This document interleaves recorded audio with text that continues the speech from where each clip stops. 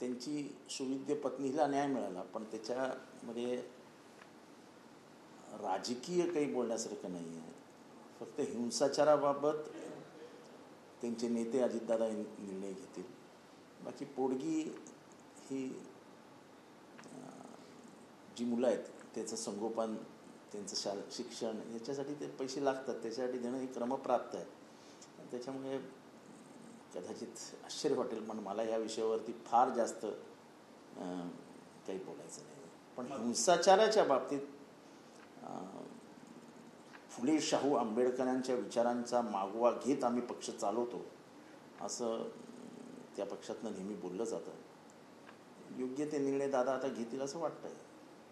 इकडे महिला हिंसाचार पाहायला गेलं, संतोष देशमुख हत्याकांड पाहायला गेलं तर काय कसं बघतात? मंत्रिमंडळ यांचा राजीनामा मागत आहे आणि प्रताप सरनाईकांनी देखील सांगितले की भारताची त्यांनी जे काम केलं, त्यांनी जे भ्रष्टाचार केला तो त्यांनी डायरेक्ट मुख्यमंत्र्यांच्या नावावर टाकला, एकनाथ शिंदेच्या. की तर मुख्यमंत्र्यांना सगळं माहिती असं. मुख्यमंत्र्याचा काय संबंध? म्हणजे हम तो डुबे सनम तुमको भी ले डुबेंगे अशातली भाषा झाली. आपण पाप केलंय, त्या पापाचं पापक्षालन आपण करायचं असतं, दुसऱ्या बाजूच्याला नसतं सांगायचं. हे मुद्दामून लोकांना घाणेरड्या पद्धतीने अडकवून त्यांना पण दम देऊन ठेवायचा, डोळे दाखवायचे, तुझं पण घे ना मी. काय पद्धत आहे? खरं तर प्रत्येक राज्याच्या घटनेला मुख्यमंत्रीच जबाबदार असतो. मुख्यमंत्रीच सामुदायिक नेता असतो, कलेक्टिव्ह लिडरशिप ही मुख्यमंत्र्याची असते. पण म्हणून एकनाथ शिंदेवरती बोट ठेवणं हे बरोबर नव्हतं. हे म्हणजे मी जरी त्यांच्या विरोधातला असलो, एकनाथ शिंदेंच्या राजकीय आम्ही जरी विरोधक असलो, तरी एकनाथ शिंदे मुख्यमंत्री म्हणून काम करत होते. ते खाली धनंजय मुंडे कुठला भ्रष्टाचार करत होते त्याच्याकडे बघायला त्यांना वेळ नव्हता आणि ते बघणार पण नाही. हा राजकीय ही जी काही खेळी खेळत असतात ते स्वतःला खूप हुशार समजून, हे चुकीचं होतं. कशाला एकनाथ शिंदेंचं नाव घ्यायचं? काय कारणच काय होतं? आणि त्यामुळे मी प्रताप सरनाईकांचं अभिनंदन केलं की बरोबर त्यांनी पकडलं आणि प्रताप सरनाईकांच्या हिमतीला दाद दिली पाहिजे. त्यांनी सांगितलं की नैतिकतेच्या याच्यावर त्यांनी राजीनामाच द्यायला पाहिजे. जे आम्ही म्हणत होते ते सत्ताधारी पक्षातले एक आमदार म्हणजे कॅबिनेट मंत्री बोलून गेला, अजून काय पाहिजे? कदाचित गेला असेल एव्हा आपण गब्बास रे. अंजली दमानी यांनी अनेक पुरावे दाखवले कृषी खात्यामध्ये, काही फरक पडणार नाही. तुम्ही पुरावे द्या, तुम्ही माणसं उभी करा. हार्वेस्टरमध्ये तर माणसं उभी आहेत की ज्यांच्याकडनं वाल्मिक कराडने पैसे घेतले, ते बंगल्यात भेटले धनंजय मुंडेंच्या. कुठे काय झालं? काय नाही होणार.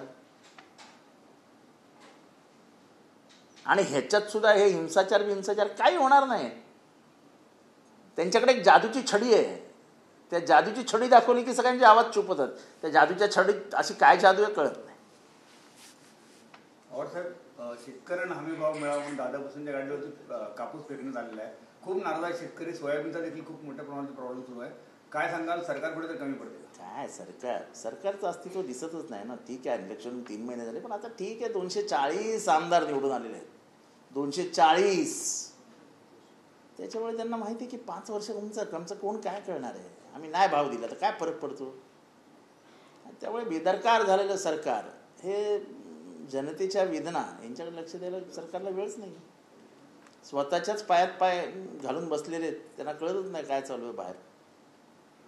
सर, बीडमध्ये गुन्हेगारीच्या बातम्या पाहणारे कृष्णा आंधळे समर्थकांचा आक्षेप आहे, तर व्हिडिओ पाहणाऱ्याला तरुणाला बेदम मारहाण केली तर गुन्हेगार देखील फरक. वाल्मिकी कराड असतील यांच्या बातम्या जे पाहत होतो तो तरुण, त्याला बेदम मारहाण म्हणजे आता बातम्या पण कुठल्या पाहिजे हे धनंजय मुंडे आणि कोणतो वाल्मिक कराडची गँग ठरवणार काय?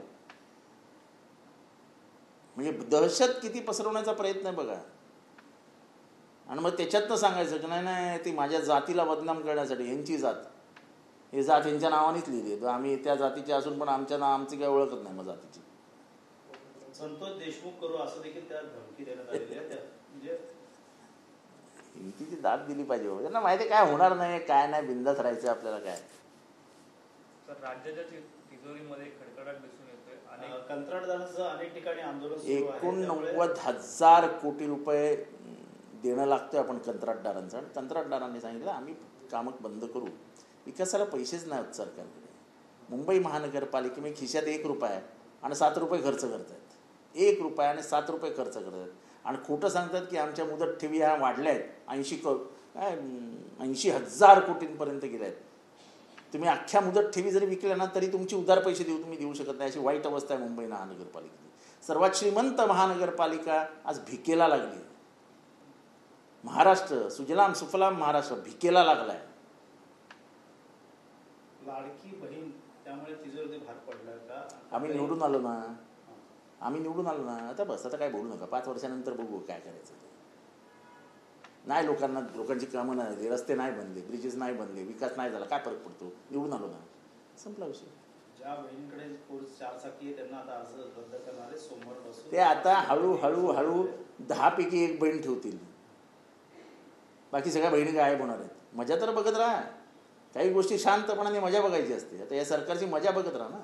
सर, अनुदान नाही म्हणून शिवभोजन थाळी म्हणजे गरिबांसाठी बंद करणार, शिवभोजन थाळी बंद करणार. शिवभोजन थाळी पुढच्या काही दिवसांमध्ये बंद होणार. आता गरिबांनी 10 रुपयामध्ये जे भोजन मिळायचं, फक्त पाणी मिळेल हात धुवायला, बाकी काय मिळणार नाही. आता जेवण नाही मिळणार. कसला आनंद शिदा, आता दुःख शिदा झालाय. आता काय मिळणार नाही, आता दुःखात बसा. तुम्ही 240 लोक निवडून दिलेत ना, मग आता सगळं भोगायची तयारी ठेवा. ह्यांची मगरुरी, ह्यांची मुजोरी, ह्यांचा बेदरकारपणा, आता सगळं बघत राहा. सगळ्या योजना बंद पडतील हळूहळू. भुजबळांचं म्हणणं आहे की कुठेही योजना बंद पडू नका, गरिबांना ते बरोबर. अप्रतिम योजना आणली होती छगन भुजबळांनी. छगन भुजबळांचीच योजना म्हणून ती खरी ओळखली पाहिजे. तेवढा दृष्टी असावी लागते माणसाकडे. ही दृष्टी म्हणजे काय,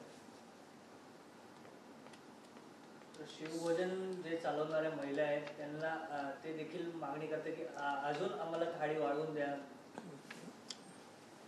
योजनाच बंद करणार आहेत तर वाढवण्याचा प्रश्न येतो कुठे? आता कदाचित आता बोंबाबोंब झाल्यावर म्हणतील नाही आम्ही योजना बंद करणार नाहीत, पण त्याचा संपूर्ण प्लॅन ठरलेला ही योजना बंद करायची. हो, ठाण्यामध्ये सुळसुळाट आहे, सुळसुळाट. अनधिकृत बांधकामांचा ठाण्यामध्ये सुळसुळाट आहे. तेच अधिकारी गेले अनेक वर्ष अनधिकृत बांधकाम बघतायत. गल्ली बोळात अनधिकृत बांधकाम होत आहे. अनधिकृत बांधकामाबद्दल जो तक्रार करतो त्यालाच अधिकारी जाऊन दम देतात. कोणी मायबापच उरलेला नाही. एकीकडे सर्वोच्च न्यायालय, उच्च न्यायालय अनधिकृत बांधकामाबाबत नोंदी नोंदवत आहेत, आणि इथे जमिनीचा मालक सांगतोय बाबा माझ्या जागेवरती बिल्डिंग बांधतायत. काय नाही, आम्ही आयुक्तांना तक्रारी करून करून थकलो. काही नाही. ठाणे शहरातला असा एकही भाग नाही ज्याच्यात अनधिकृत बांधकाम चालू नाही. मग पाणी मिळत नाही, पार्किंगला जागा उरत नाही, आणि हे शिव्या सगळ्या आम्हाला बसतात. कळव्यात पाणी नाही, मुंबऱ्यात पाणी नाही, बाळकुमला पाणी नाही, घोडबंदरला पाणी नाही. सगळीकडे अनधिकृत बांधकामांचा सुळसुळाट आहे, सुळसुळाट.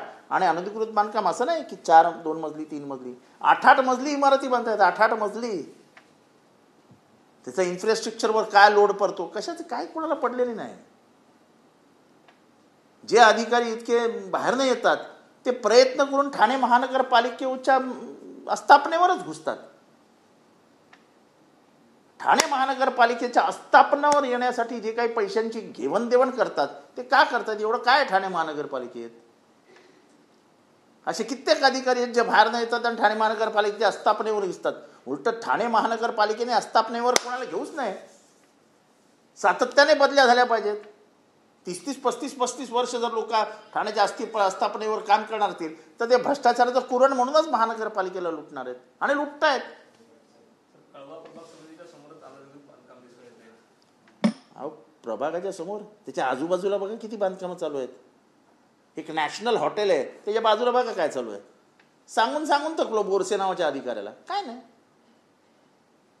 काही कारवाई नाही. बेशराम कारवाई. काय फोन करतात ना, 2 शिव्या देतात ना, ऐकून घ्यायच्या. आपलं घेतलंय ना आपण, इमाने एतबार ज्याचं घेतलंय त्याचं काम करावं.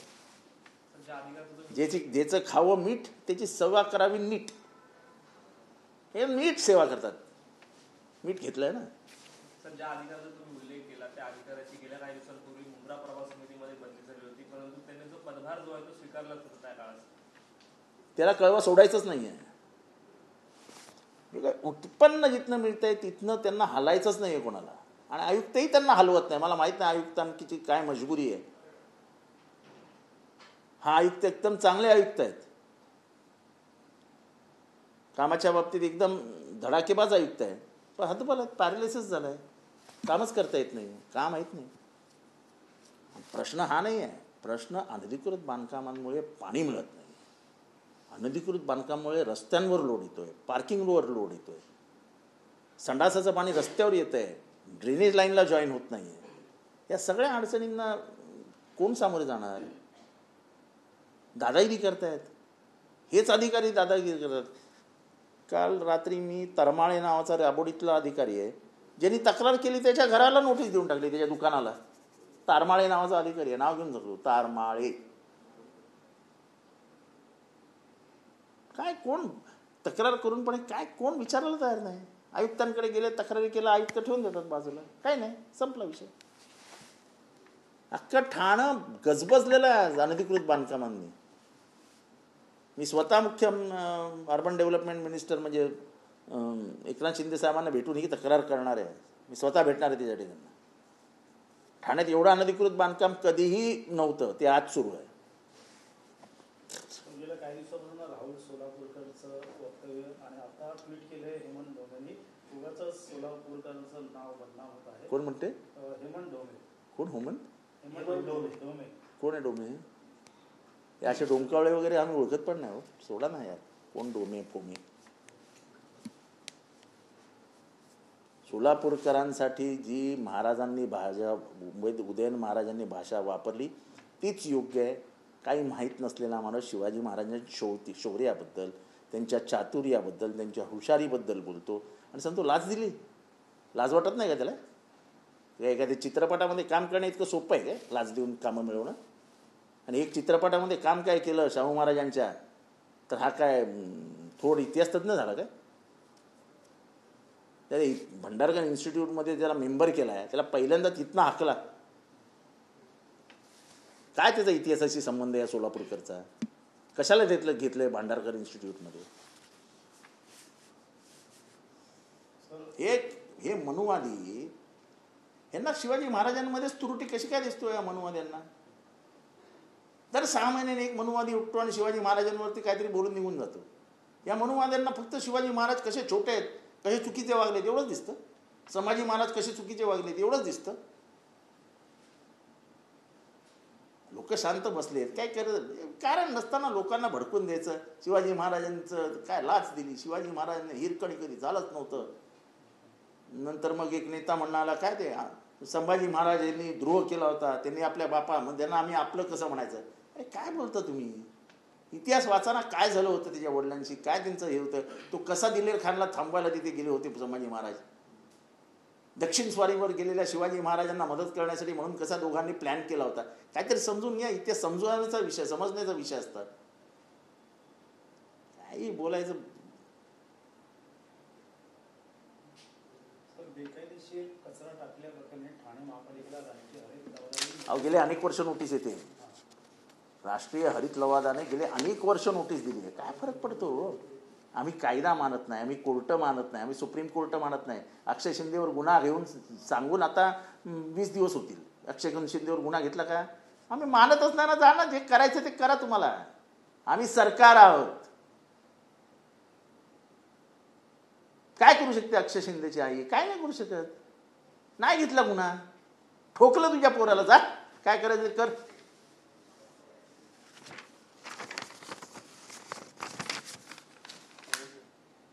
सोयाबीनला भाव मिळत नाही. सोयाबीनसाठी जी तारीख आहे ती शेवटची मुदत आहे.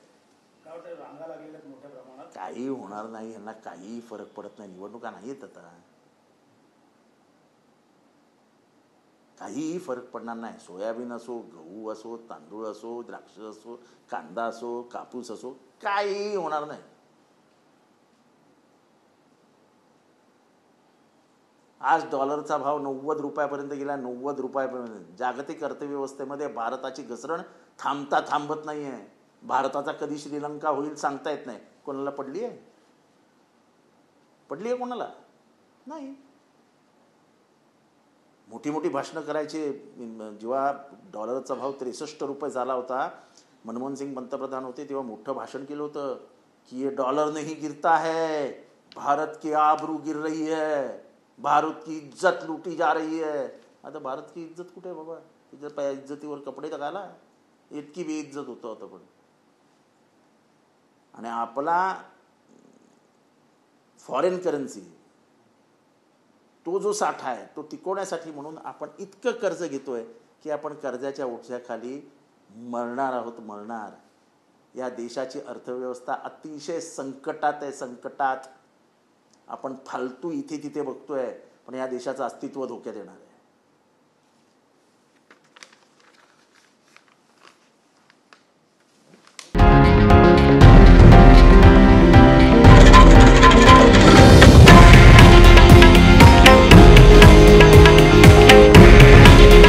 हे आहे देशातील नंबर 1 न्यूज नेटवर्क आणि आपण पाहत आहात TV9 मराठी.